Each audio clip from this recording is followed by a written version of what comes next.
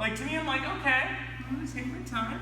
Now I'm gonna start to play in the lapel. This takes a while. I'm gonna wiggle this lapel out. I'm gonna act. I'm gonna do a lot of movements with it, right? And then what I'm gonna look to do, and the nice thing about this as well, is that this type of system, this lapel, like feeding the lapel gives you a lot more stability, right? It's basically like Charlie decides that he's safe here.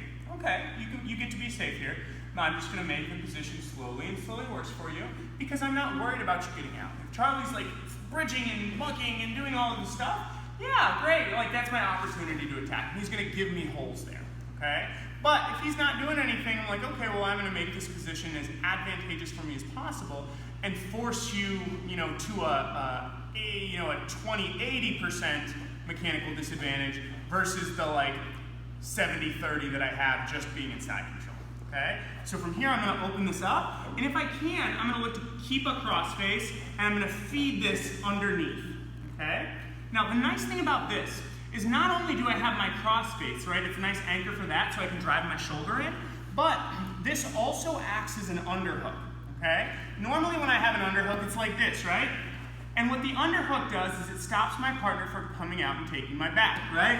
If I don't have an underhook here, and my partner can beat the crossface, he can turn in and do whatever. But when I feed the lapel underneath, now I have a 2-for-1. With one hand, I have a crossface, boom, and an underhook, because it does the same thing. If Charlie tries to turn into me, it does the same thing as an underhook because this material stops him from turning in, okay? Now from here, I have a lot of different things that I can do.